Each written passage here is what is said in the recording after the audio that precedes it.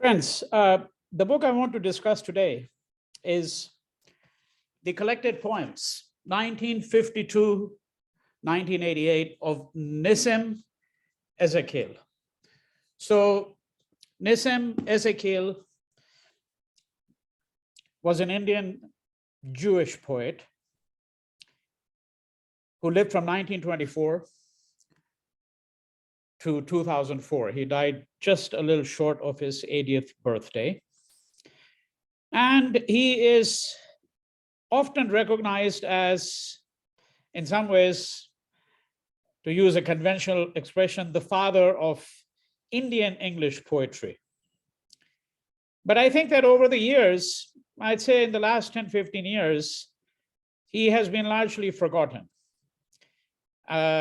He is certainly not taught that much as he used to be. And I think we'll get a better sense of that in a few minutes, why that might be the case in Indian universities.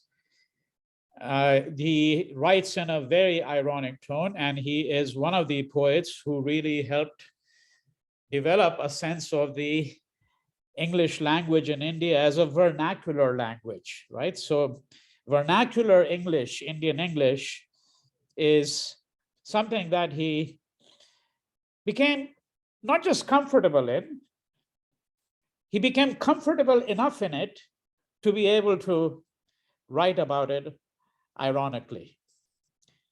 And I think that one of the most wonderful things about Nissim Ezekiel is the fact that he was, as I wrote 30 years ago, so I happened to review this book. I think the book was published around 1990 or thereabouts. And there is a journal called Indian Literature, published by the Sahitya Academy.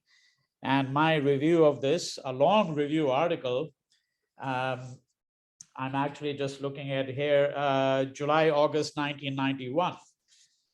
That's when it was published. My review article is called A No Mean Poet of the Mean.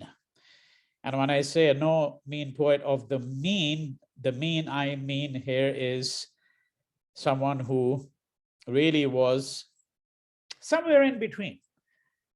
In the sense, not that he occupied an in-between space, but that he was a person who did not really gravitate to the extremes, right? So if you read much of modern poetry, I think most ordinary poetry readers find much of modern poetry very baffling because much of it is not in meter. It's very dense, and most people don't seem to be able to understand what is being said.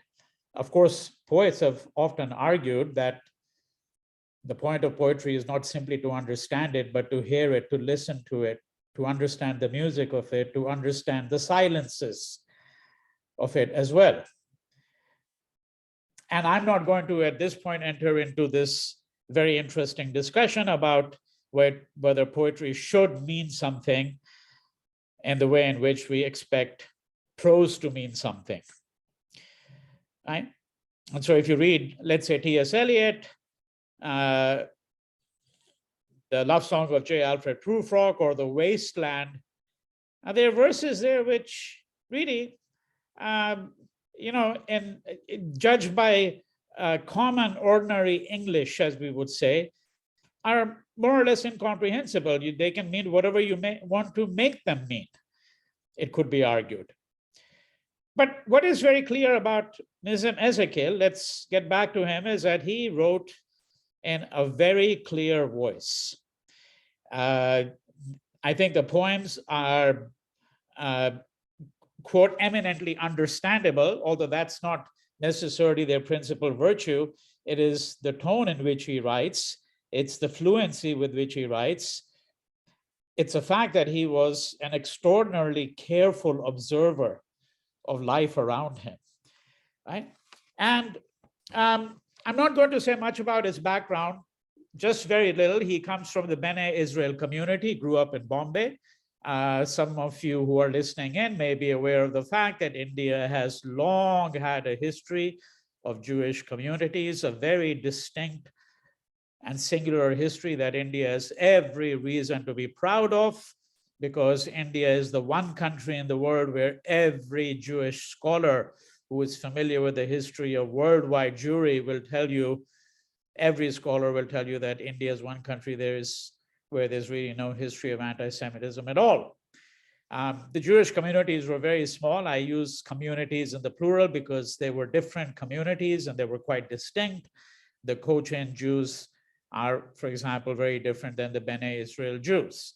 And this is the community that he came from. Bombay was Nissim Ezekiel's city, although he did go to London in his 20s. And he had teaching stints in England at the University of Chicago, at a number of places in, I think, the 50s and 60s. But he always returned to Bombay. He was eminently a poet of the city.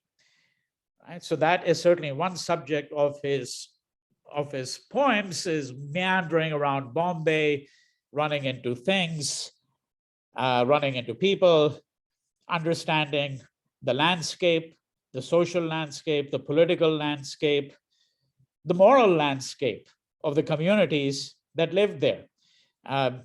And of course, from one volume to another, his poetry changes. This collection of poems, it does say collected poems, 1952 to 1988. He did write after that as well, but this puts together the first 7 of his volumes of poetry that were published, as well as a few other poems that were not included in those 7 volumes, which are now all collected together. And then, as I said, a few other poems as well. And he himself has a poem which tells us a little bit about his background.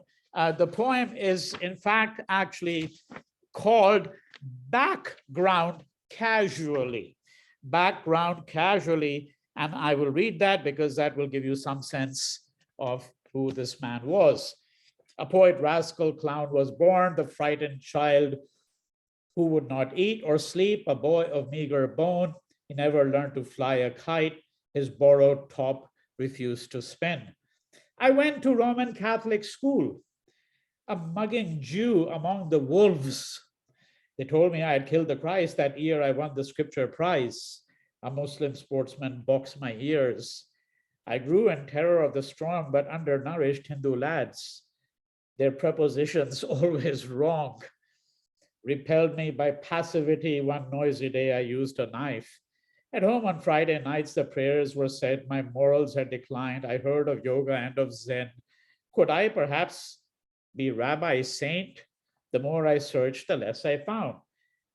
22, time to go abroad.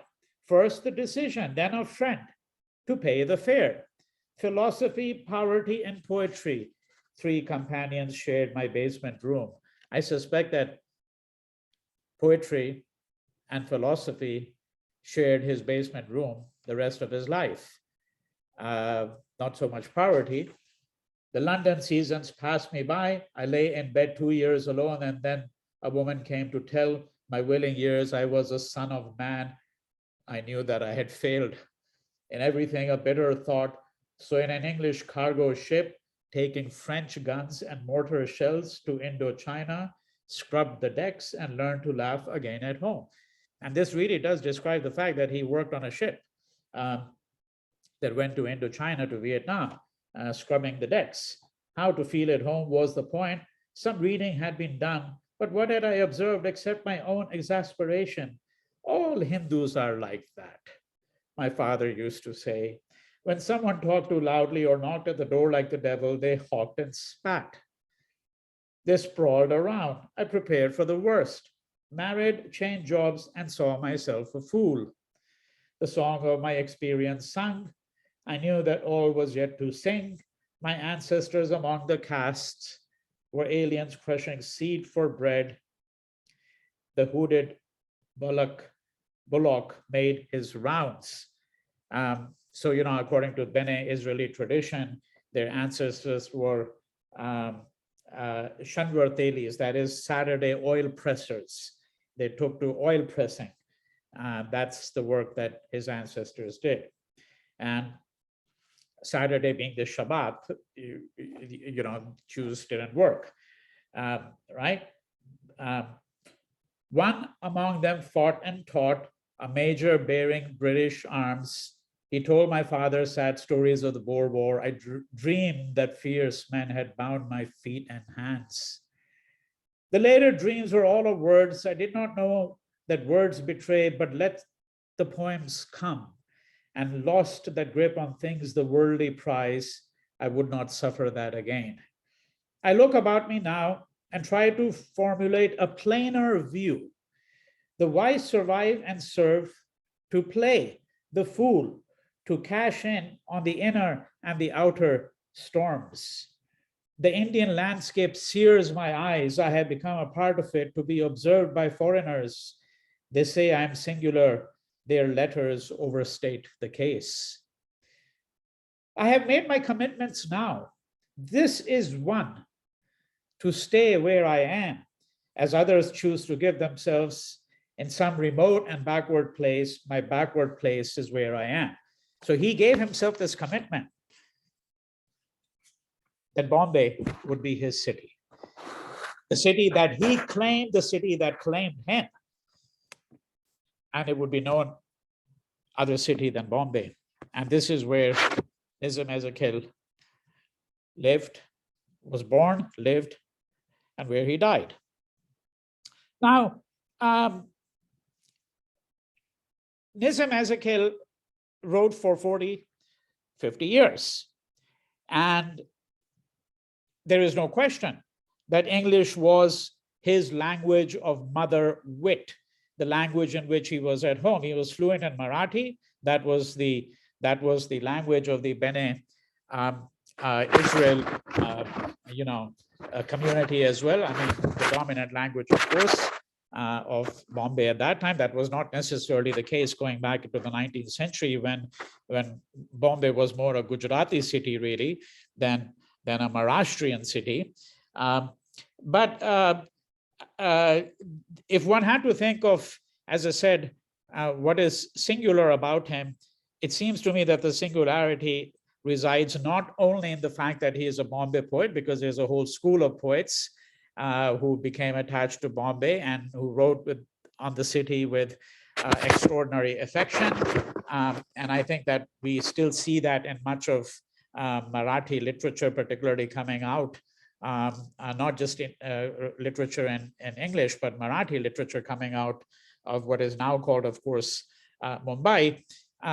But what is interesting is that Bombay is, of course, in many ways, the city of contrasts, right? It is a city of the skyscraper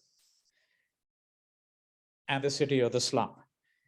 Something beautifully captured in the film Diwar. And some of you may be aware that this has been one of my favorite Hindi films from 1975 with Amitabh Bachchan.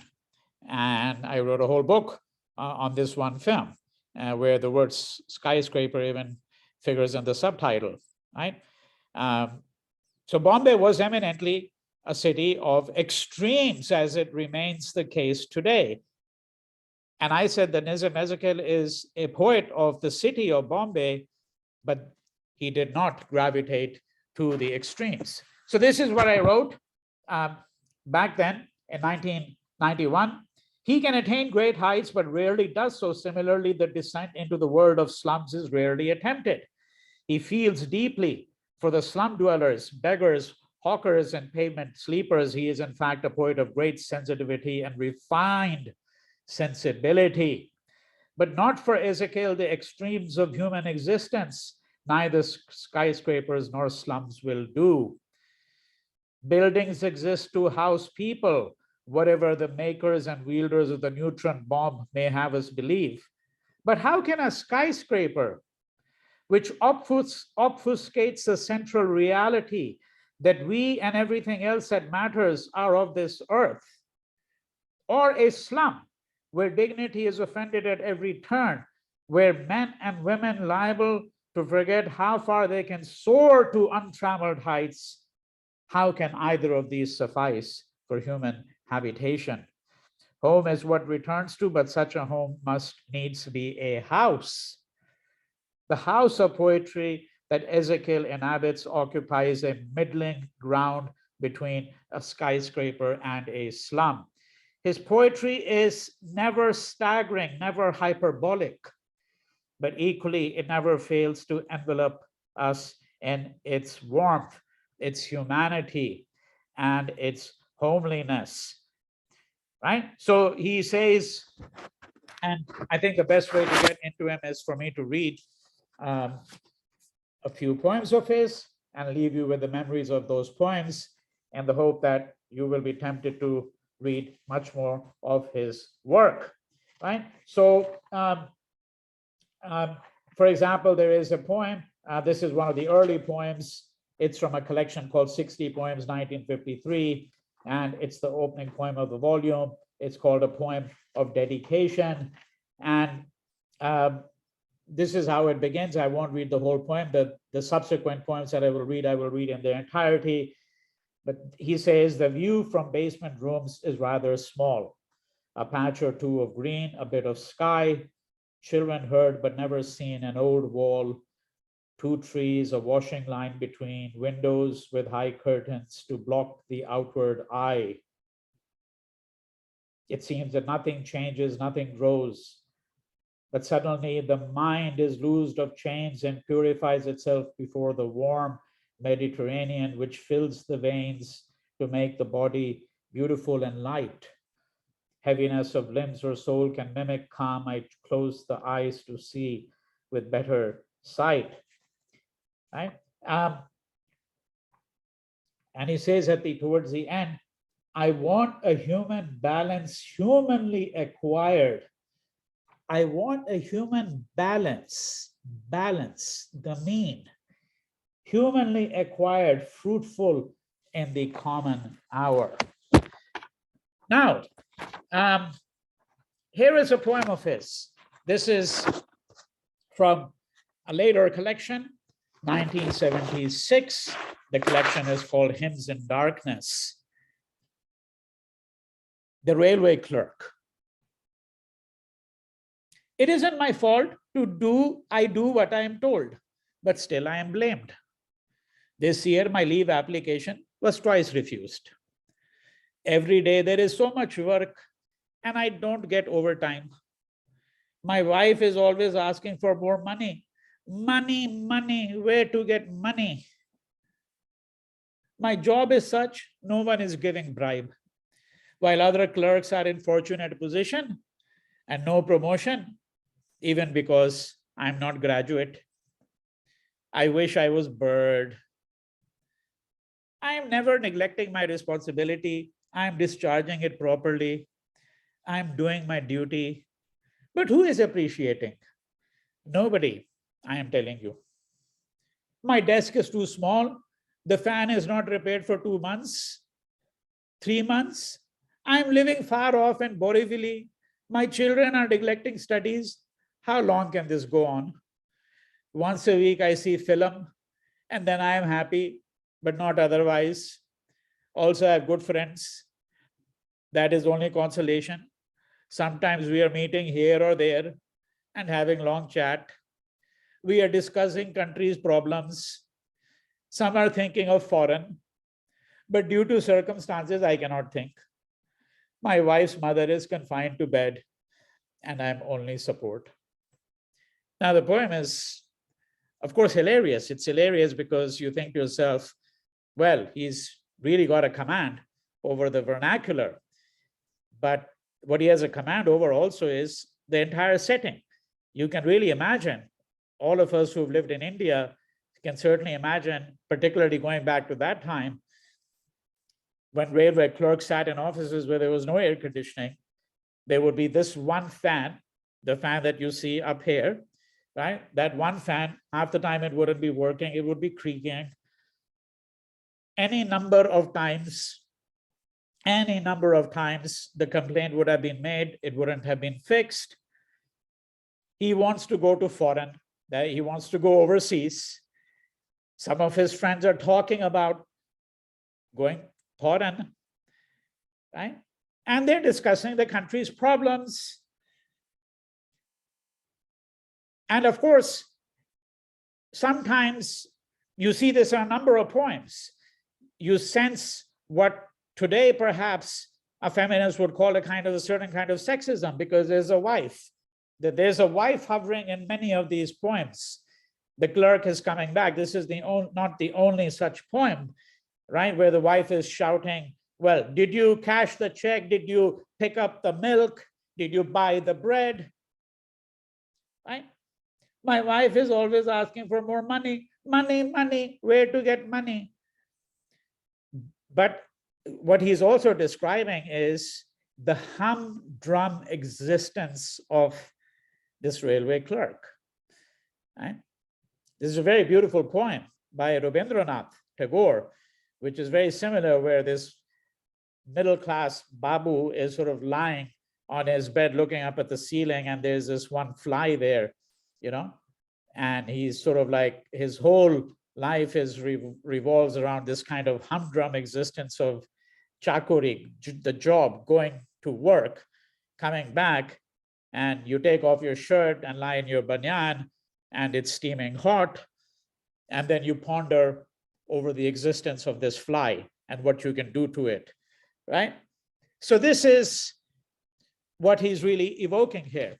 And it's always done with elegance, right? He's someone who's such a pleasure to read. Now consider this poem from the same collection, Goodbye Party for Miss Pushpa T.S. The title is almost a little bit like the love song of J. Alfred Prufrock, right?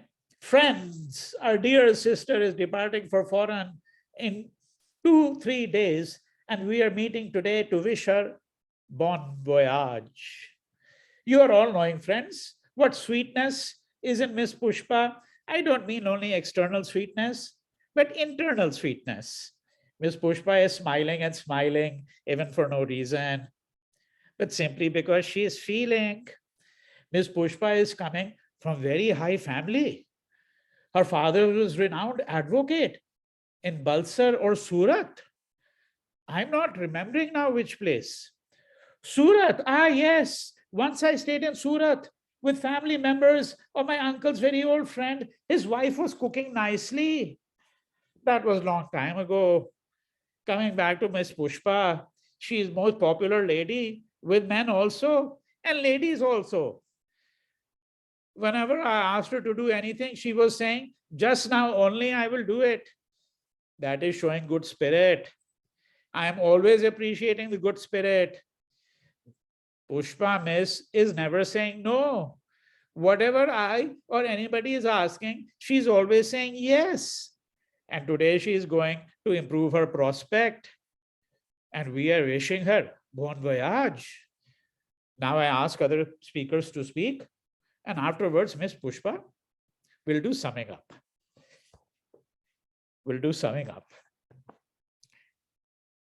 I was reminded of one of Nissim Ezekiel's poems by the pandemic.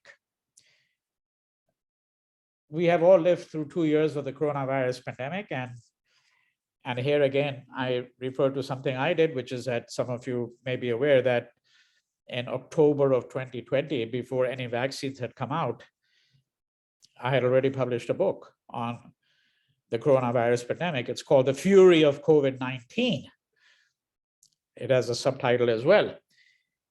And there actually I talk about touch, because remember that one of the foremost ways in which the coronavirus pandemic impacted everyone was that we had to keep our distance 6 feet. You couldn't touch even those who were dearest to you, your dear ones, right? You couldn't touch your lover, your spouse, your parents, your children. And there were so many scenes that were replayed, shown on television, talked about on social media, written about. of people whose parents or grandparents had died, and they couldn't even see them before they died. And after they were dead, there was a barrier there, like in the hospital, right? Because there was the mortal fear that you could get infected. And the question arose, what happens to something like touch? Well, he has a poem, Nissim Ezekiel, called Touching. It's actually part of a small collection called Songs for Nandu Bende.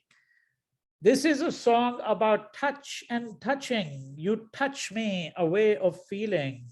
I touch you, a way of understanding. We are touched by a film or a book. We are touched when a stranger is kind. How can we live without touching and being touched?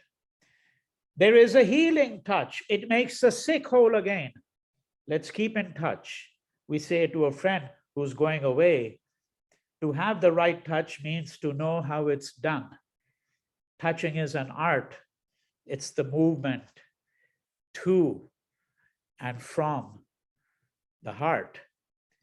Some are easily touched, some are hard to touch. You are often touched. I am often touched. Right? So that's Nissim Ezekiel. And I will not offer a further extended commentary on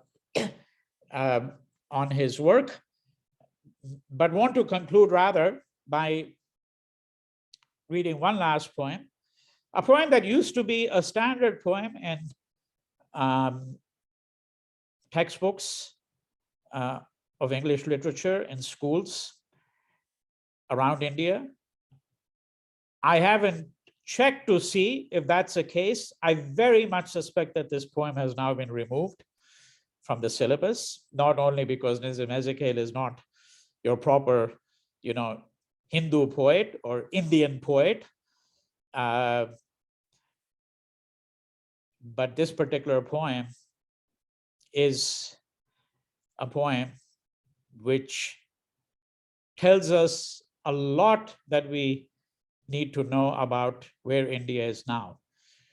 And I think this poem, when looked carefully, will suggest to you why Nissim Ezekiel is probably no longer being taught, as I said, seriously.